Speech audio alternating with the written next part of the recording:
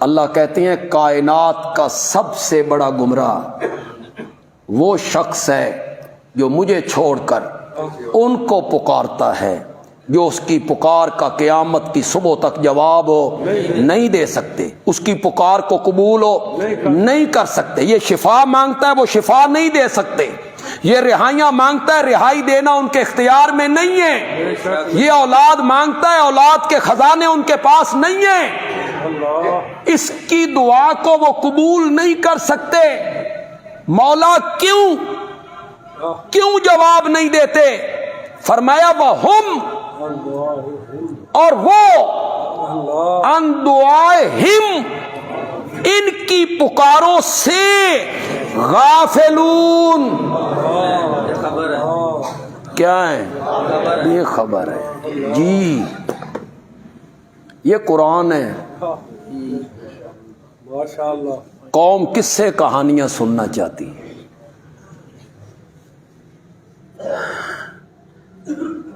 کسی بزرگ کی قبر پہ کوئی فاتحہ پڑھنے گیا تو قبر سے آواز آئی جا جا کسی مردے واسطے پڑھ، یا آپ 8ویں سپارے کی ابتدا پڑھیں، آپ 8ویں سپارے کی ابتدا پڑھیں جہاں سے 8واں سپارہ شروع ہو رہا ہے۔ اللہ نے وہاں ناممکن چیزوں کا ذکر کیا ہے جو ممکن نہیں۔ اللہ کہتے ہیں، یہ مشرکین کیا کہتے ہیں؟ تیرا مکان سونے کا بن جائے ہم ایمان لے آئیں گے، تو چشمہ جاری کر دے ہم ایمان لے آئیں گے، تو آسمان پہ چڑھ جا ہم ایمان لے آئیں گے، وہاں سے کتاب اتار کے لا ہم ایمان لے آئیں گے، تیرے کھجوروں کے باغ لگ جائیں اس میں چشمے جاری ہو جائیں ہم ایمان، یہ معجزے دکھا۔ اللہ کہتے ہیں وَلَوْ أَنَّنَا نزلنا الیہم الملائکہ، اور اگر ہم اتار دیں ان کی طرف فرشتے، انہیں فرشتے نظر آنے لگ جائیں، یہ ہو نہیں سکتا، ناممکن ہے۔ او کلمہم الموتى، یا ان سے باتیں کرنے لگ جائیں مردے۔ ناممکن چیزوں میں گنا ہے اللہ نے کہ مردوں کا باتیں کرنا ممکن نہیں ہے۔ ان ناممکن چیزوں میں اللہ نے 8ویں پارے کی ابتدا میں ذکر کیا وَكَلَّمَهُمُ الْمَوْتَى وَحَشَرْنَا عَلَيْهِمْ كُلَّ شَيْءٍ قُبُلًا، ہم ہر چیز کو ان کے سامنے لے آئیں، کائنات کی ہر چیز ہم زندہ کر کے ان کے سامنے لے آئیں۔ مَا كَانُوا لِيُؤْمِنُوا، یہ ضدی لوگ ہیں، انہوں نے ایمان قبول ہو نہیں کرنا۔ مردوں کا بولنا ناممکن، لیکن یہاں قرآن کو نہیں دیکھتا نا، وہ جو کسی نے کہہ دیا کہ اندر سے آواز آئی اور کسی نے لکھ دیا تو بغیر کسی دلیل کے اس پر لوگ ایمان لا رہے ہیں۔ وہ قیامت کی صبح تک ان کی پکاروں کا جواب نہیں دے سکتے۔ کیوں؟ وَهُمْ مَنْ دُعَائِهِمْ غَافِلُونَ، وہ ان کی پکاروں سے کیا ہیں؟ غافل، بے خبر ہیں، انہیں کوئی پتہ نہیں کون آیا کون نہیں آیا، کس نے پکارا کس نے نہیں پکارا، کس نے چادر چڑھائی کس نے نہیں انہیں کوئی علم نہیں۔ اب کئی لوگ کہیں گے یہ تو بتوں کے بارے میں، اور بندیالوی صاحب انہیں بزرگوں پہ فٹ کر رہے ہیں، یہ تو بتوں کے بارے میں، وہ تو بت پوجتے تھے۔ اگلی آیت میں اللہ نے اس دا بھی رگڑا کٹ دیا۔ اللہ اکبر، اللہ کو پتا تھا نا۔ اگلی آیت پڑھیں پھر، وَإِذَا حُشِرَ النَّاسُ، الناس کا کیا معنی ہے؟ شاباش شاباش۔ اور جب اکٹھے کیے جائیں گے لوگ، وَإِذَا حُشِرَ النَّاسُ كَانُوا لَهُمْ أَعْدَاءً، سونا نے ایڈی خوبصورت میں گل کر رہے ہیں اور آپ سو رہے ہیں یار۔ وَإِذَا حُشِرَ النَّاسُ، جب لوگ اکٹھے کیے جائیں گے، کانو لہم آداءن، وہ ہو جائیں گے ان پکارنے والوں کے دشمن. بت تو پتھر کے بت دشمن ہو جائیں گے. کانو لہم آداءن، تو جن کو یہ پکارتے تھے وہ ہو جائیں گے ان کے دشمن.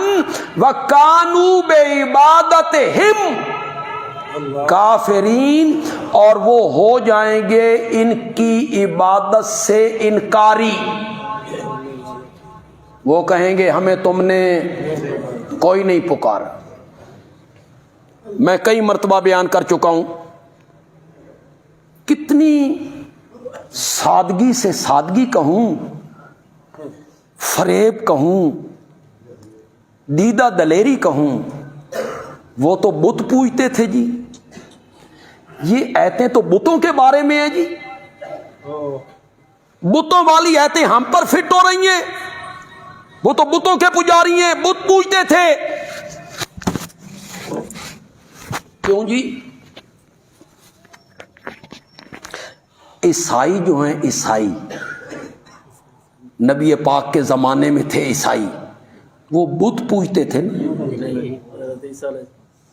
خوف خدا کرو، ڈرو اللہ سے.